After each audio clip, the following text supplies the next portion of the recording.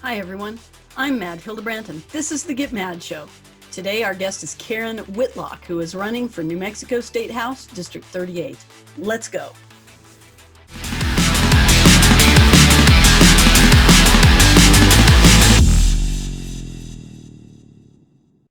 Welcome to the show, Karen. We're really happy to have you here this morning. Thanks so much for having me, Matt. I really appreciate it.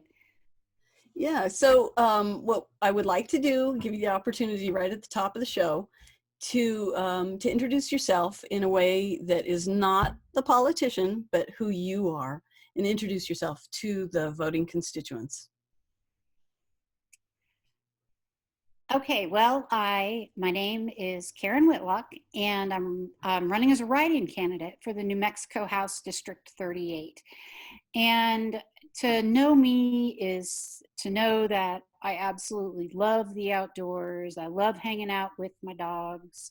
I've got two dogs, Tessa and Smokey, and my husband, who I've been calling the enforcer over the COVID-19 because I just can't stand to be in sitting still in one place. And he's like telling me, you can, but you can't go out. And so it's been very good to have someone to keep me balanced and to keep me, staying on the straight and narrow here.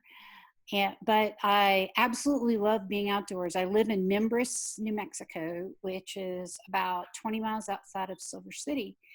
And we actually live on the side of a mountain in a hexagonal home. And so it's beautiful here, and I absolutely love it. Yeah, it is beautiful country up there. I obviously I spent a lot of time up there when I ran, and Mm-hmm. I know it's also really a good thing to have somebody to remind you you don't get to go shopping when you want to go shopping. You have to Right. stay safe, and that is a good thing. Yes, I need And that. yeah. And the reason we're all talking about that and what's right on the top of everybody's minds right now is the pandemic, and it's COVID-19 that's keeping people at home that we're really thinking about. So can you talk about what's going on in your district, how things are unfolding where COVID-19 is concerned? Well, in Sierra County, they've had very little outbreak. They've had only one confirmed case. Um, so that's very good, given that they're right there on the interstate. But in Grant County, we've had 16 cases. But where it's impacted us the most is with our small businesses and our hospital. And the fear is, and this is something we're just going to have to find out, is how many people can come back. Part of the problem is that it has been so complicated for them to try and get these small business loans that they haven't been able to get them. The other problem here is the hospital. And the hospital here in Grant County has, stopped all elective surgeries, and the county commission has had to take over the hospital because they're in such dire financial conditions. And so it's really important here that we find a way to help our small businesses and our hospitals. Yeah. And it's just such a shame because when we see these small businesses that can't make it through this, and then we find that there's still $500 billion sitting there in the treasury that was set aside to help, and it's still sitting there, and Yes. that there are still people who haven't yet received their stimulus. And we haven't received ours yet Mm-hmm. because they made a big deal that veterans that are receiving that are getting monies through the VA, you have to Right. wait. And then it turns out maybe we weren't supposed to. So, and there's a question, and nothing is straightforward about this, and that's really a problem with COVID-19 and the way our government has been handling that. Not our state government, but federal government. Right. And I do want to say how I feel very strongly that our governor, Michelle Lujan Grisham, has handled this COVID. I've just been very appreciative Yeah, of the leadership she's shown yeah, she's been during this. yeah, she's been incredibly proactive, and I think that has directly contributed to the well-being of these different districts. And I you know, Oh, yes.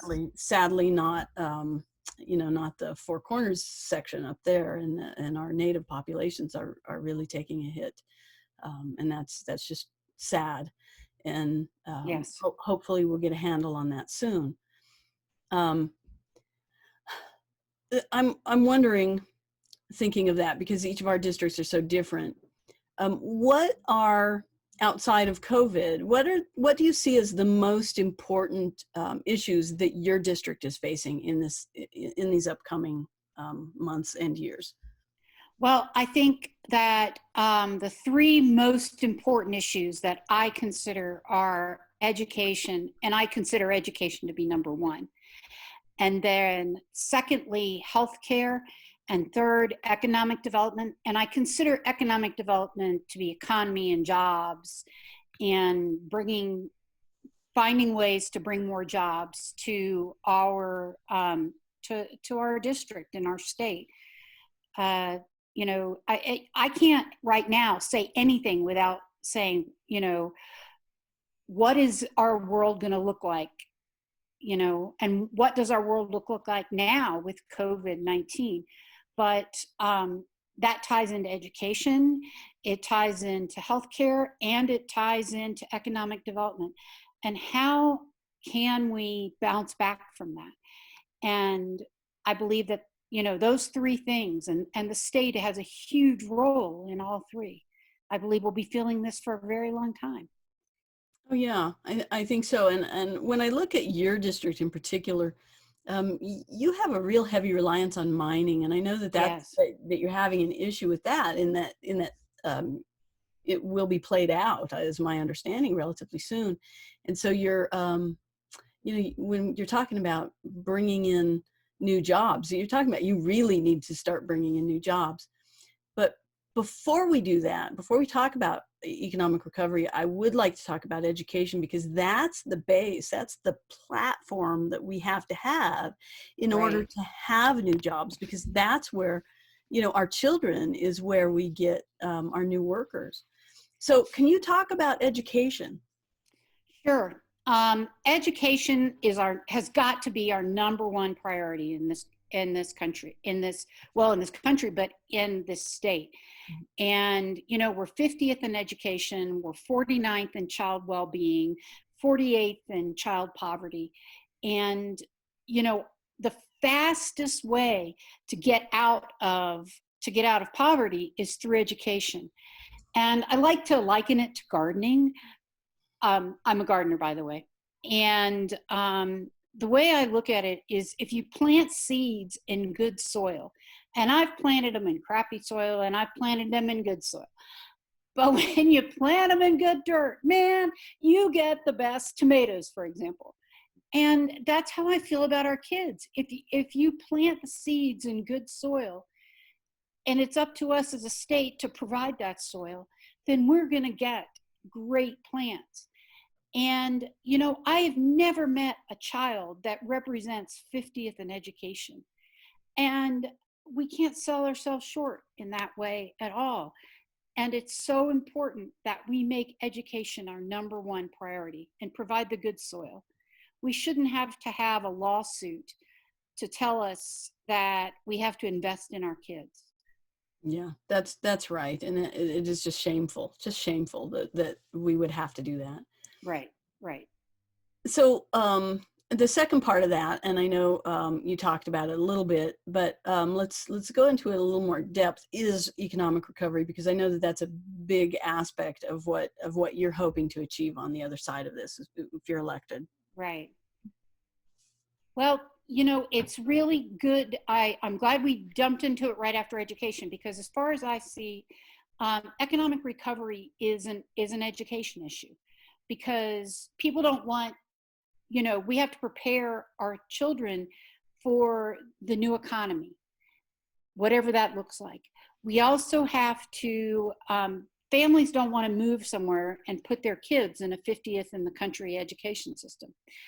The next thing is that I think we need to focus on diversifying from oil and gas. We've got to get other focus. I do support legalization of cannabis. I do support new energy. Look at all the sun we have.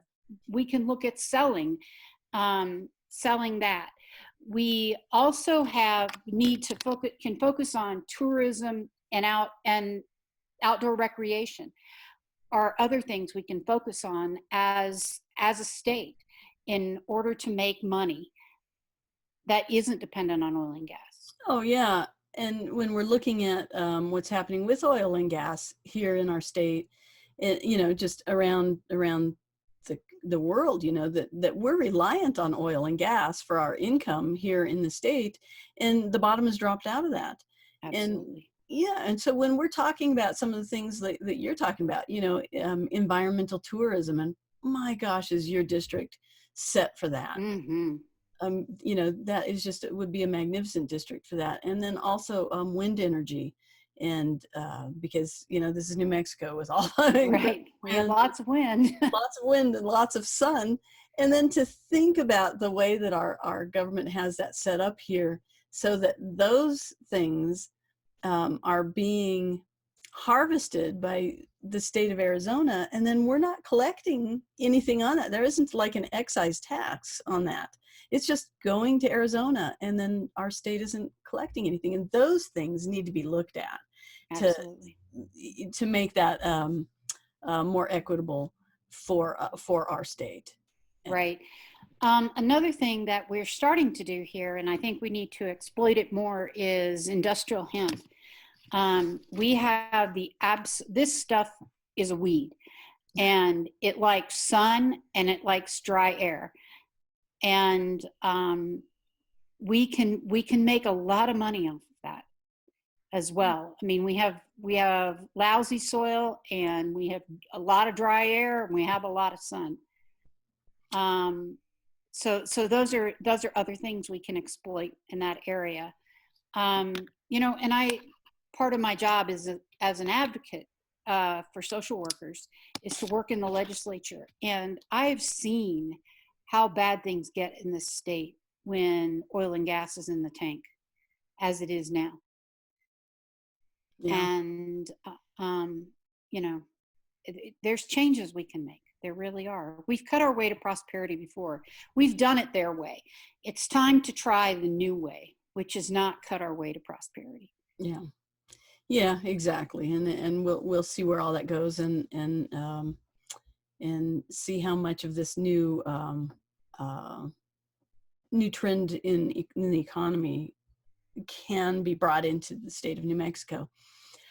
We're at the end now, so I really thank you for being here, and I want to give you another minute in which in which I would like you to give that stump speech. They actually appeal directly to the voters why they should vote for you, and make sure to include your website so that they know where to go. Great. So again, my name is Karen Whitlock, and I am running as a write-in candidate for New Mexico House District 38. I decided to run because I was very concerned about COVID-19, and this new what's happening is going to be impacting us for years. And this is our state legislature's job to take care of the people of New Mexico and to make sure that we can get a better economy and we can bounce back fast. And frankly, I don't trust the Republicans to do it.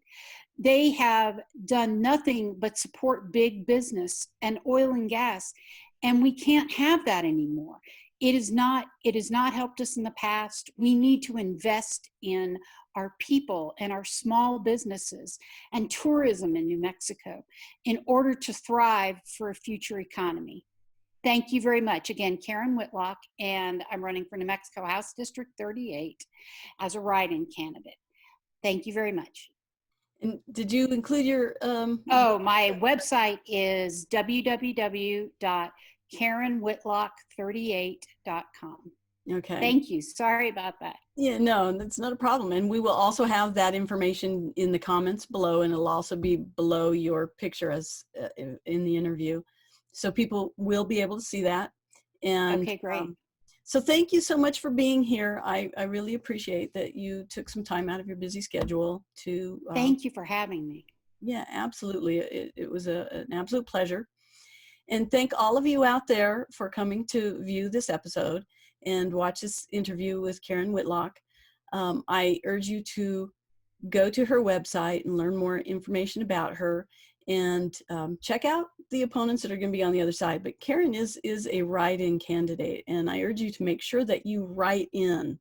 And we'll include some information also, or a link, so that you can see how to do that, because you want to make sure to get her name on the ballot. And just make sure also that you click the subscribe button down below so that you don't miss any of these interviews. And thank you again, Karen, and we'll see everybody next time. Thanks so much, Mad. Yeah, Have a absolutely. good day. You too. Bye-bye. Bye-bye.